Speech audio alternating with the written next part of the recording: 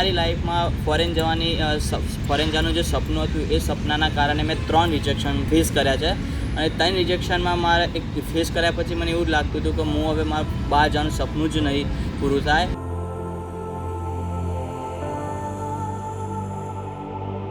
એના લીધે પછી મારી જે પાછળ કોલેજ પણ ચાલતી હતી, કોલેજ પણ મારી બગડી ગઈ કેમ કે હું મારું બધું ફોકસ મારા બહાર જવાના ડ્રીમ ઉપર જ આપતો હતો.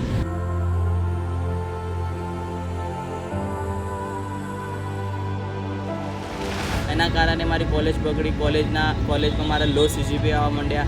પછી જ્યારે મારું આ સપનું પૂરું ના થયું, જ્યારે હું મારી કોલેજ પર ફોકસ કરવા લાગ્યો ત્યાર પછી કોલેજ પર ફોકસ ના કરી શક્યો. વધારે મારા CGPA લો થવા માંડ્યા, એટી આવવા લાગી મારી. તે પછી મેં રિકવર કરવાનો ટ્રાય કર્યો પણ ના થયું. સૌથી પહેલાં હું કહું તો બિગ વિન્સમાં હું મારા ભાઈ થ્રુ આવ્યો હતો. આપણે દિવસના ઇન્ટરવ્યૂ માટે પ્રેક્ટિસ ચાલુ કરી છે કે હું તો જાતે જ કરું જાતે કરે એ રીતે એટલું કોન્ફિડન્સ નહીં આવે આપણે એટલે કંઈ કર્યું એના માટે મેં એક બિઝનેસ કન્સલ્ટન્સી છે આપણા રિવોલી કોમ્પ્લેક્સ છે. બરાબર, તો ત્યાં મેં ક્લાસીસ ચાલુ કર્યા છે. સરને વાત કરીને આવ્યો છું હું કાલે. તારે બી જોઈન કરવું હોય તો ચાલ મારા સાથે સામે જ છે. એટલે કન્સલ્ટન્સી નામ શું? Big wins consultancy. Big wins. Okay, તો મને બતાવજો બિગ વિન્સ કન્સલ્ટન્સી ક્યાં છે. હા તો ચાલ કાલે જ જઈએ આપણે.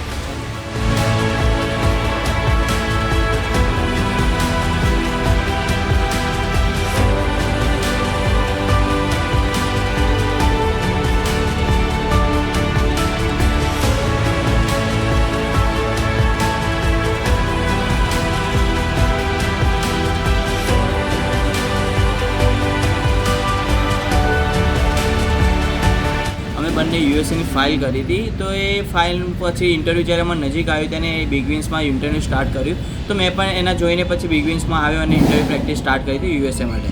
પણ અનફોર્ચ્યુનેટલી યુએસએને મને વિઝા નહોતા, રિજેક્શન આવ્યું. ત્યાર પછી મેં મારી કોલેજ સ્ટાર્ટ કરી. પણ મારા જ્યારે બહાર જવાનું સપનું હતું એટલે એના પર મેં વધારે ફોકસ રાખ્યો હતો, એટલે મારી કોલેજ બગડી ગઈ હતી. એટલે કોલેજ બગડ્યા પછી હું બધી રીતેથી હારી ગયો હતો. પણ મારા પેરેન્ટ્સે સ્પેશિયલી મારા ફાધરે મને સપોર્ટ કર્યો. એક એક્સ્ટ્રા બીજો ચાન્સ આપ્યો કે તું ફરી એકવાર કોઈ કન્ટ્રીમાં જવું હોય તું કર, પ્રોપર કન્સલ્ટન્સીને મળ કે આ વખતે જો ગેરંટી આપતા હોય તો આપણે કરીએ. ત્યારે બિગ વિન્સ કન્સલ્ટન્સીનો મને ખ્યાલ હતો અને એમાં સ્પેશિયલી મને એટલું ખબર હતી કે સની સર UK વિઝા કાઢવામાં એક્સપર્ટ છે. બિગ વિન્સ કન્સલ્ટન્સી UK માટે એક્સપર્ટ છે. ત્યારે પછી મેં સની સરને કોન્ટેક્ટ કર્યો, બિગ વિન્સ કન્સલ્ટન્સીને મળ્યો. ત્યારે સની સરે બિગ વિન્સ કન્સલ્ટન્સીએ પ્રોપર મારી પ્રોફાઇલ જોઈ. તું જે પાર્ટ ટાઈમ જોબ કરે છે ને પાર્ટ ટાઈમ જોબથી તારે પૈસા કેવું છે UK દેન તારી કેશ રિટર્ન આવે કામ ચાલશે ને ખાલી આપણો ડિસ્કાઉન્ટ જોબ અને એમને પછી ગેરંટી લીધી. સની સરે મને ગેરંટી આપી કે તું સપ્ટેમ્બર ઇન્ટેકમાં ફ્લાય કરીશ. તો પછી એમનો કોન્ફિડન્સ જોઈને મારા પેરેન્ટ્સને જે મારા પર સપોર્ટ હતો એ જોઈને મેં ભગવાનના નામ લઈને ફરીથી ચાન્સ લીધો UK કન્ટ્રી માટે અને એપ્લિકેશન સ્ટાર્ટ કરી.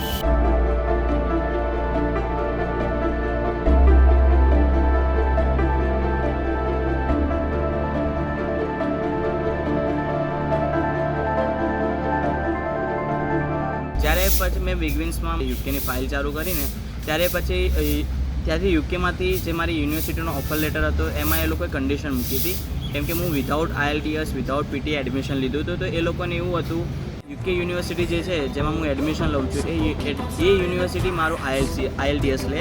તો પછી IELTSના જે ફોર્મેટ છે રીડિંગ, સ્પીકિંગ, રાઇટિંગ, લિસનિંગ એ બિગ વિન્સ ટીમના જે ટ્યુટર છે યશ સર અને પ્રતિક સરે એમને મને એમાં એક્સપર્ટ બનાવડાવ્યો.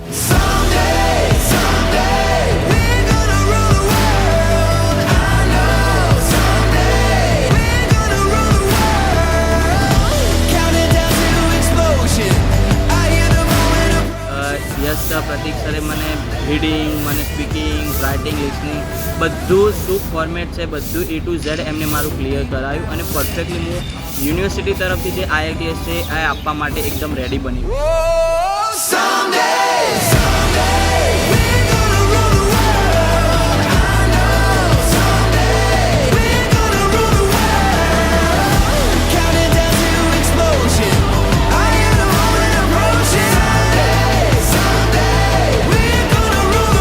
એક્ઝામ આલી એ એક્ઝામમાં મારે ઓવરઓલ 7 બેન્ડ અચીવ થયા અને એ 7 બેન્ડ ત્યારે અચીવ થયા કે જ્યારે પ્રતીક્ષા અને યશ સરે મને જડબાતોડ મહેનત કરાવી.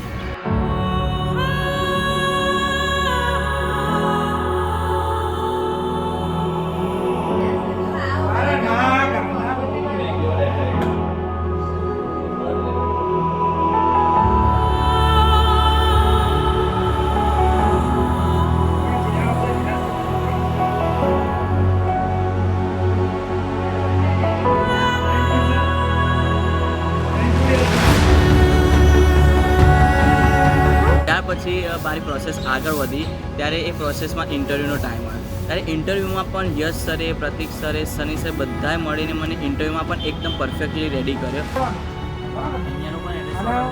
કોણ તને પિક કરવા આવે? કદાચ તને યાદ ના રહે તો ઉપર લખેલું તને એરપોર્ટ એવું તું કહી શકે, બરાબર ને?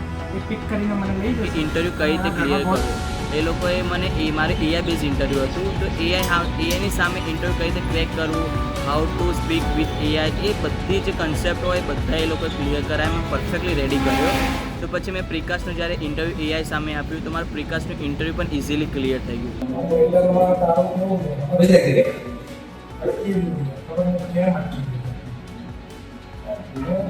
થોડો કન્ફ્યુઝ છું કે કેમ અટકી રહ્યું છે.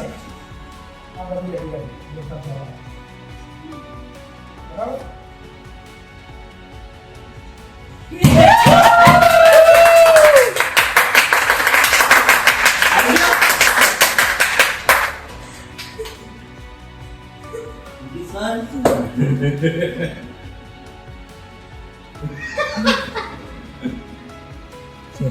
મારો છો. Thank you sir. કહી દો મને તો આવવાનું છે ને. કીધું ને ઓગસ્ટમાં બાકી છે તો આવું. કહું છું કે આનું હમણાં મેલ આવ્યો છે નિસર્ગનો મને કે એનું જાન્યુઆરી ઇન્ટેકમાં જશે. 1 મિનિટ નિસર્ગને આપો છું, વાત કરો. હેલો. બોલે. અરે આવી ગયો હો સર, મસ્તી કરી. આજે લેટર આવી ગયો. ઓહો, તમારા છોકરાનો કાજ આવી ગયો. બસ બસ હવે વિઝા ફાઇલ કાલે કરી દઈશું આપણે, બરાબર ને? તમે સૌથી પહેલાં તો હું તમને એ વસ્તુ મારે થેન્ક યુ કહીશ કે તમે એક વિશ્વાસ આપીને બિગબેન્સમાં આવ્યા અને તમે મને કામ આપ્યું. હું એ જ કહું છું કે બીજી કન્સલ્ટન્સીમાંથી ફાઇલ મૂકતો હતો અને યુએસની પ્રેક્ટિસ મારા માટે કરવા આવ્યો અહીંયા, હે ને? અને એના પછી એને અહીંથી જ યુકે જવા મળ્યું હવે. So thanks to Pratik sir, Yash sir, Sunny sir, big thank you for help me to achieve my all dreams and finally હું સપ્ટેમ્બર ઇન્ટેકમાં ફ્લાય કરી રહ્યો છું.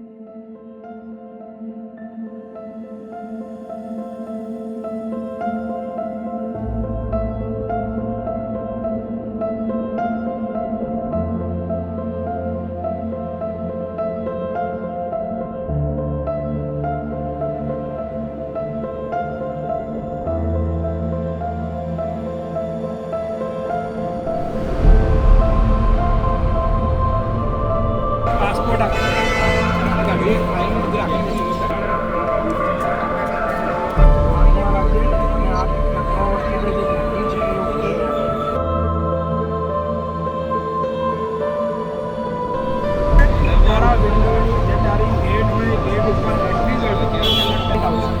સિક્યોરિટી પોઈન્ટ પર ઘૂસીશ એટલે તારા શૂઝ એ બધું